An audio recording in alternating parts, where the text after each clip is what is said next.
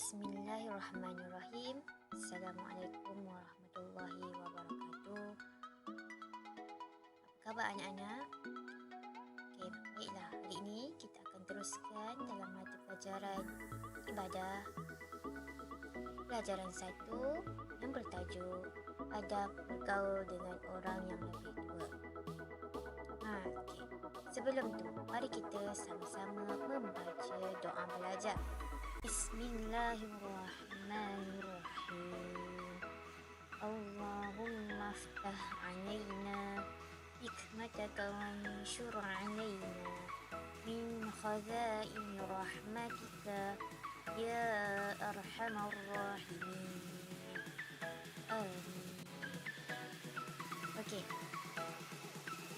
Mari kita teruskan pembelajaran kita pada hari ini. Sebelum tu, mak ingatkannya, cuba anak-anak senaraikan siapakah yang dimaksudkan dengan orang yang lebih tua.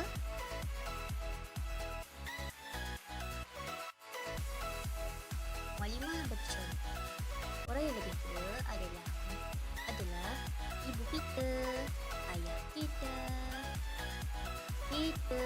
abang kita, atuk nenek, pakcik, makcik, sepupu, kakak sepupu. Itu adalah orang yang lebih tua. Okey, ataupun contoh lain yang kita boleh tengok adalah gambar bujur yang pertama adalah gambar seorang doktor. Bujur yang kedua yang di tengah-tengah tu boleh dijadikan sebagai mungkin atuk saudara kita. Ada gambar seorang pegawai polis, seorang pekerja pemungut sampah. Mereka semua adalah antara contoh lain orang yang lebih tua daripada kita. Baiklah, bagaimana kita mesti beradab dengan orang yang lebih tua? Yang pertama iaitu memberi salam dan bersalaman apabila berjumpa. Macam mana memberi salam ni? Contohnya, kamu di sekolah berselisih dengan guru kamu.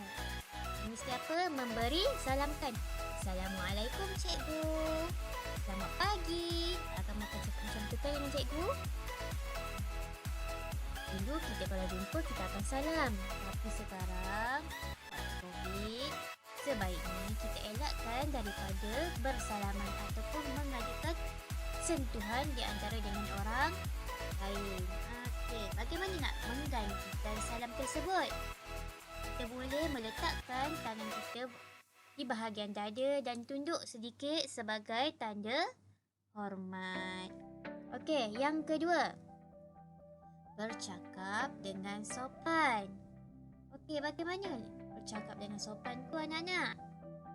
Ya, betul. Bercakap dengan nada suara yang rendah, menggunakan perkataan yang baik.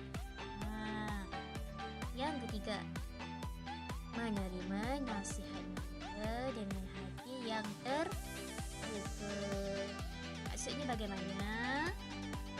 Sekiranya ada orang yang lebih tua yang memberi nasihat kepada kita mestilah mendengar dengan baik.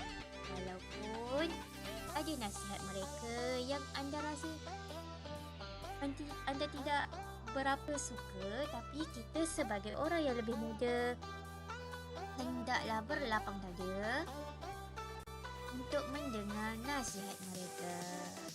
Yang keempat, iaitu yang terakhir, bersedia memberi pertolongan kepada orang yang lebih tua. Bagaimana kita nak memberi pertolongan tu? Sebagai contoh,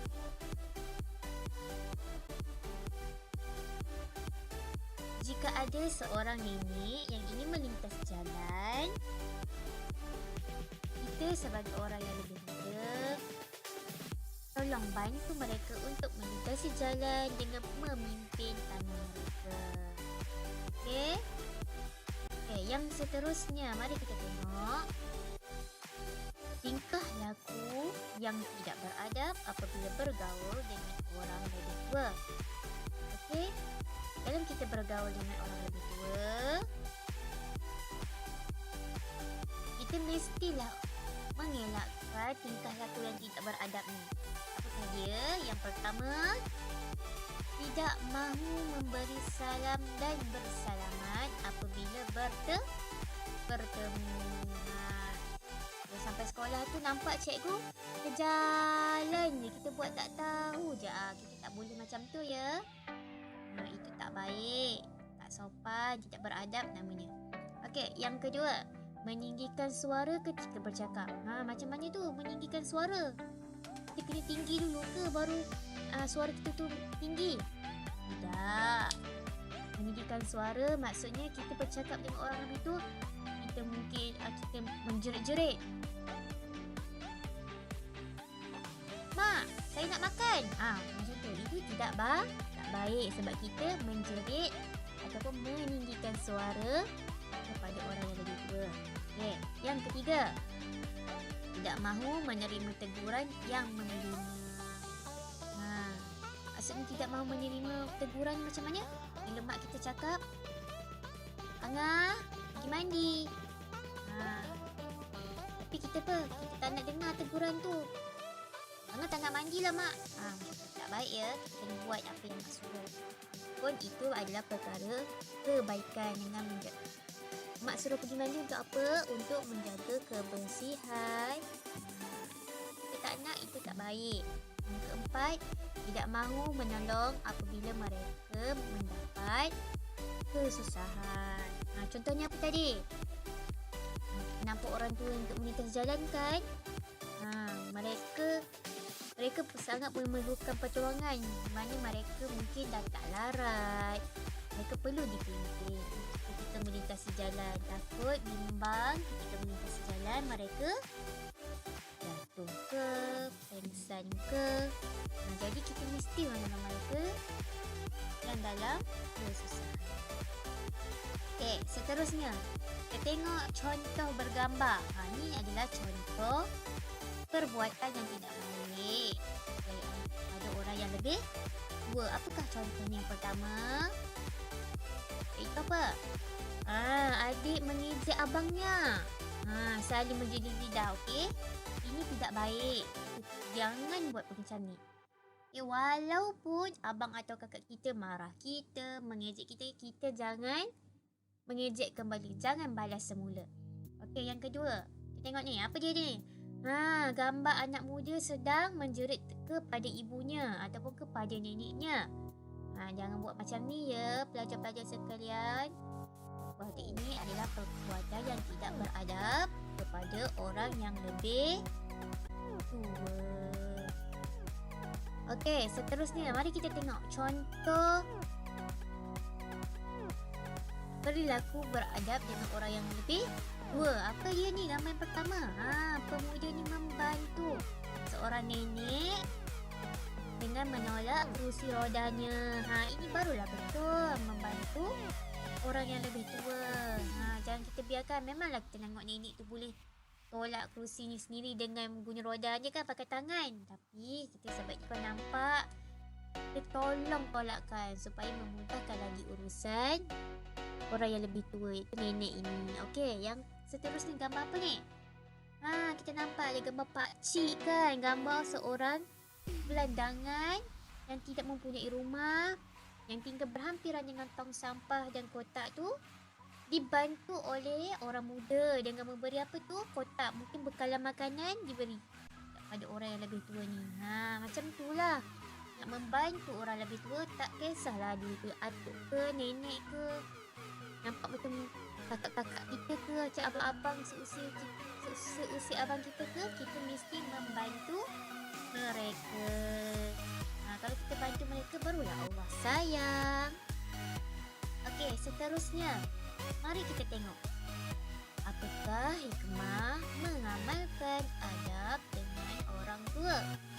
Okey, apa apakah hikmahnya? Hikmahnya apa? Hikmahnya macam kebaikan. Apakah ganjaran kalau kita mengamalkan adab mengamalkan adab dengan orang yang lebih tua? Apa dia hikmahnya? Yang pertama, hidup bahagia di dunia dan di akhirat.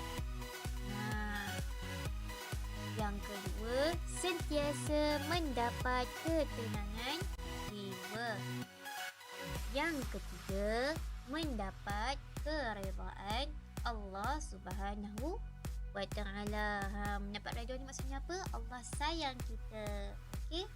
Yang keempat, dihormati oleh masyarakat. Okey. Yang terakhir, subtopik kita yang terakhir apa dia? Akibat tidak beradab dengan orang tua. Apa dia akibatnya? Kesan buruk dia ni. Dibenci oleh keluarga dan masyarakat. Bila kita tak menghormati orang tua, tak beradab dengan orang tua, kita mudah akan dibenci oleh keluarga kita sendiri. Bila dibenci oleh keluarga sendiri, tak mustahil masyarakat ataupun orang ramai ni juga membenci kita. Yang kedua, hidup tidak diberkati. Hidup kita ni macam sia-sia, tak dapat berkat daripada Allah. Yang ketiga, mendapat dosa dalam buat tak baik dengan orang yang lebih tua. Kita juga diberi balasan dosa. Okey. Yang keempat, iaitu yang terakhir, dimurkai oleh Allah Subhanahu wa Ta'ala dan mendapat balasan yang buruk daripada Allah. Jadi, ingat ya anak-anak adik mukadimah sekalian, kita mesti sentiasa mengamalkan adab dengan orang yang lebih tua. Tidak kisahlah siapa pun dia, walaupun umurnya hanya jaraknya 1 hari lebih tua daripada kamu, ataupun 1 bulan lebih tua daripada kamu, ataupun 1 tahun lebih tua daripada kamu. Kita mesti sentiasa kena beradab dengan mereka. Kita nak Allah sayang kan? Jadi mestilah menjaga adab-adab dengan orang yang lebih tua. Okey. Sekian saja daripada Mu'alimah. Tugasan anda akan diberikan melalui aplikasi Google Classroom. Terima kasih. Assalamualaikum warahmatullahi wabarakatuh.